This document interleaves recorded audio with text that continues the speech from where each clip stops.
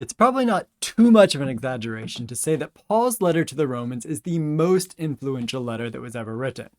It's impacted history, Christian or otherwise, in monumental ways. In this video, I present what I think are the 5 most important things for you to know about this letter. And I don't normally offer a caveat for these top 5s, though perhaps I should do that more often. But the 5 things that I suggest are the most important to know about Romans are just one perspective, and a necessarily limited one at that. There are many things that I don't mention that might be important for you to know about any given topic or text that I address. But this is particularly true with Romans. My top 5 is but a very small slice of a much, much larger pie. So that caveat laid out, let's jump in, beginning at number 5 and working our way down to number 1. Number 5. Romans is Paul's longest letter and was written in collaboration with a scribe named Tertius. One of the reasons that Romans has been so influential is because it is both a dense and lengthy discourse. There's a lot going on in there with respect to both depth and breadth. Romans is very different than other letters from the ancient world, especially those that are not in the New Testament, with respect to its length. Ancient letters are surprisingly short, and these here are my estimates for everyday letters and philosophers' letters. It's hard to quantify these kinds of things simply because there are so many everyday letters and philosophers' letters from antiquity. So my estimates are sort of my own rough estimates here. But when it comes to Paul's letters and the other letters that are not Pauline in the New Testament, we have a much more limited corpus, so we're more able to quantify the numbers here. So the average letter attributed to Paul is about 2,500 words. Roman certainly helps to sort of bump up this average, as it is 7,111 words in Greek, almost 3 times the average length of a Pauline letter. And it's over 20 times longer than Paul's shortest authentic letter, Philemon. So writing the letter to the Romans was no small undertaking. Insofar as there are so many words, and Paul had assistants writing this letter. When we think of Paul as the author of Romans, and when we think of the authorship of Romans more generally speaking, the person who put the reed pen to the papyrus was not in fact Paul, but was a man named Tertius. He shows up in Romans chapter 16, verse 22, and addresses the audience using the first person. I, Tertius, the writer of this letter, greet you in the Lord. And we've observed this phenomenon before. In this letter, that's written a few hundred years after Paul, Alexandros also writes in the first person. I, Alexandros, wore myself out writing this letter. But Alexandros is not the named author at the beginning of the letter. A woman named Tacis is. So Tacis and Alexandros worked together to create the letter. Tacis is dictating and Alexandros is writing. So there are at least 2 minds and bodies involved in creating Romans. The authors of Romans are Paul and Tertius. Tertius deserves more credit for this letter than he's historically given. So, shout out to Tertius. Number 4. Romans contains all the generic elements of ancient letters. Just like modern letters or emails, there were certain conventional aspects of ancient letters. This is an example we've used before. Aurelius Dias, a student off at ancient Greco-Roman college, is writing to update his dad, Aurelius Horion, about his studies. He addresses him and greets him in the salutation, tells him he makes supplication to all the local gods for him, then offers his curt update in the body of the letter before greeting a bunch of people in the conclusion and also sending greetings along to his father from other people. Paul's letters also contain these elements. This is Romans here, and the salutations of Romans take up Romans chapter 1, verses 1 through 7. Rather than just stating his name, Paul expands upon his title theologically. He does some of that Jesusification. He doesn't do as much Jesusification when further identifying his audience, those, quote, who are God's beloved in Rome and are, quote, called to be saints. But he picks up upon the Jesusification in the thanksgiving. Paul gives thanks through Jesus Christ. Paul also uses the thanksgiving to emphasize that he serves God by announcing the gospel, Paul's central message, and then indicates that he prays that God will allow him to come to Rome. And this serves as Paul's transition into the body of Romans, where he begins by stating his desire to see the people he is writing to face, and he explains that he's intended to make that trip to Rome in the past, but had been prevented. The body then goes on for 15 chapters before the greetings begin in chapter 16. And these greetings are highly relevant for our number 3. Number 3. Romans was written to a community that Paul did not found. Paul himself indicates in the Thanksgiving and in the beginning of the body of the letter that he's never visited Rome. And this is confirmed in Acts. In Paul's 3 missionary journeys in Acts, he doesn't pay a visit to Rome. He only makes it to Rome at the end of the historical novel because he's on trial and is awaiting a meeting with the emperor himself. The reason this is important is because Paul is writing to a community, or actually better, a group of communities, that he didn't directly start. All of the other groups to whom Paul wrote letters to, he had direct familiarity with because he started those groups, or at least visited them on his missionary journeys. He was more closely familiar with the churches in places like Corinth, Thessalonica, and Galatia than he was the church in Rome. And Rome was a pretty big place. Historians estimate that in the 1st century, Rome might have swelled to 1 million people. Figures and estimates are inexact here, but anywhere between 500,000 and 1 million people is a pretty safe bet. Whatever the exact number is, Rome was a massive city, especially by ancient standards. With this large population came a large population of Jews. Again, estimating exact numbers is difficult, but if Jews made up about 5% of the population, then 20 to 50,000 Jews likely resided in Rome in the 1st century. And this really shouldn't surprise us. Rome was a diverse empire, and its bread and butter was accommodating a variety of religions and different peoples. Rather than force new people to conform to the Roman way conformed to the ways of the new people. So what it meant to be Roman was a sort of ever-changing and expanding phenomenon. This was a polytheistic environment where the norm was to worship many different gods, but the Jewish worship of their single God, Yahweh, was also well known and respected. Until it wasn't. In the middle of the 1st century, under the Emperor Claudius, there appear to have been some issues with Judaism in the city of Rome, especially in the 40s CE. 3 historians, Cassius Dio, Suetonius, and the author of Acts, allude to the Roman-Jewish tensions. Cassius Dio says the Jews became a multitude in Rome, which led to some kind of problem. Dio says that around 40 CE, Claudius didn't yet kick the Jews out of Rome, but that he ordered that they stop meeting. That is, they stop going to synagogue, even though they could still practice other aspects of their Judaism. Suetonius and the author of Acts indicate that things were a little more harsh than that later on. They both state that Claudius banished all Jews from Rome, and here they're referring to the so-called Edict of Claudius from 48 CE. It's unlikely that this edict was actually enacted in its totality. That is, it probably is not the case that all 20 to 50,000 Jews left Rome in 48 CE. Nonetheless, quite a few probably did, and the event has been remembered historically. The edict probably directly affects the makeup of the audience of Romans as well.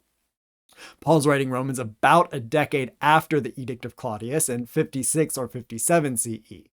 While Jews had been allowed back into the city by that point, it appears as though they are a minority in the Roman groups to which Paul writes.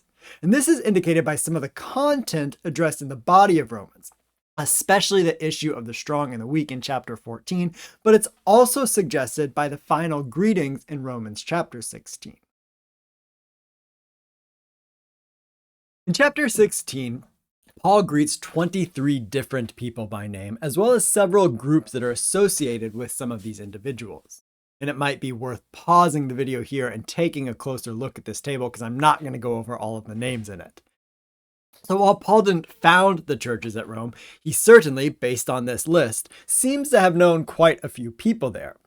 He greets far more people in Romans than in any other letter, and also offers information about many of these people. From these names and the information given about them by Paul, we can glean some information about the people that made up the Roman congregations to which Paul writes.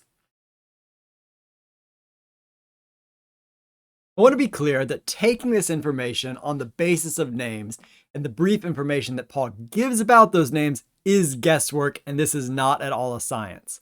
But based on what Paul says and based on stereotypical naming conventions, it seems that 27 of the people mentioned in Romans chapter 16 are men, while 9 are women. It seems that 6 are Jewish and 30 are Gentiles. Paul indicates that 8 of these named people are in some kind of close relationship with him, and 5 of them have some kind of position of authority. And these 9 that have authority, 6 of them appear to be women. And there's one more thing that we can glean from the greetings in Romans. Romans was written from Corinth. Immediately following the greeting from Tertius is a greeting from Gaius, who is Paul's host and a host to the whole church. This Gaius is mentioned directly in 1 Corinthians 1:14, indicating that Gaius lived in Corinth and was likely an owner of a large home or estate there. And this is where Paul and Tertius are residing when they write the letter to the Romans. Number 2, there are 3 prominent perspectives on Paul, and they change how one interprets Romans. These 3 perspectives go by a couple of different names. The first is the Lutheran perspective on Paul, the traditional perspective on Paul, or the old perspective on Paul. The second is pretty consistently called the new perspective on Paul. And the third is called the Paul within Judaism perspective, or the radical new perspective on Paul. The first perspective is likely to be the one with which you are most familiar. This has been the traditional Protestant post-Reformation take on Paul since the 16th century. It understands Paul to break from the Judaism of his past, which he understood to be tainted by an emphasis on works. For the Lutheran perspective on Paul, Jesus' death frees individuals from the burden of doing works of the law and allows them to live in grace. The new perspective on Paul began to gain steam in the 1980s and is a very common position today. Inspired especially by the work of the late E.P. Sanders, the new perspective reassessed the Judaism of Paul's day and what Paul means by the phrase works of the law. For the new perspective, works of the law, for Paul, refer to specific actions, especially circumcision. Paul's gospel doesn't abrogate the law completely. Instead, Paul's beef with the Judaism of his day was the idea that the Jewish God was only for one people. Jesus' death and resurrection changed the way that the works of the law work for both Jews and Gentiles under the new perspective on Paul. The Paul within Judaism perspective has its roots in the new perspective on Paul insofar as it attempts to understand Paul as a Jew within his first century Jewish context. Those who take this perspective are adamant that Paul remained a Jew and perhaps even a Torah-observant Jew. Paul's gospel, from the perspective of the Paul within Judaism movement, is about how Jesus' death and resurrection are relevant to Gentiles. It's important to note here that these 3 perspectives are not hermetically sealed. Pauline scholars can and do fall under the influence of more than one of them at the same time. For example, I myself take seriously very many aspects of the Paul within Judaism perspective, while also thinking there are still some things that the Lutheran perspective still gets most right about Paul. Whatever perspective or combination of perspective one holds to, it influences how Paul's letters are read, which leads to number 1. Number 1. There are several purposes for which Romans was written. For a long time, it was common to try to boil down every biblical text to one single purpose. This was especially the case with letters because the reason one writes a letter is usually to address some particular circumstance. You write a letter for a reason. But we've come to realize you can actually write a letter for multiple reasons. I might text a friend to share a meme or an article with them, but at the same time, I'm texting them to connect with them personally. We might write an email with several different purposes, and the longer a document gets, the more work it is doing. Romans, as a long letter, likely has multiple different purposes. But which purpose one tends to emphasize changes based on the perspective on Paul that they hold to. Typically, 4 main purposes have been proposed for Romans. The first is that Romans is a theological treatise that's meant to lay out Paul's thinking. It's a systematic theology. At the core of this systematic theology is Paul's gospel, which is mentioned at the very beginning of the body of Romans in 1:16. For I am not ashamed of the gospel. It's the power of God for salvation to everyone who has faith, to the Jew first and also to the Greek. The rest of Romans is then meant to explain how the gospel is the power of God to salvation. Those holding to the Lutheran perspective tend to think an explication of Paul's gospel is the main purpose of Romans. Another option is that all of the theology that occurs in Romans 1 through 13 is meant to be a foundation for the key issue Paul addresses in Romans chapter 14, conflict between the strong and the weak. In this view, Paul is addressing two real groups in his Roman congregation and is trying to help them do church life together despite their varying perspectives, especially on what one ought to eat or what one ought not eat. The final two options are about money. Paul writes Romans to introduce himself and his gospel, as well as to clear up some misunderstandings about it, so that the Roman groups will support him on his mission to Spain. He hopes that Rome will be the launching pad for him to go further east. Closely related to this idea is the idea that Paul wants the Romans on his side as he goes to Jerusalem to bring funds to early Christian groups there. We know from both Acts and from Paul's other letters, especially Galatians, that there were some disagreements between Paul and some of the apostles in Jerusalem.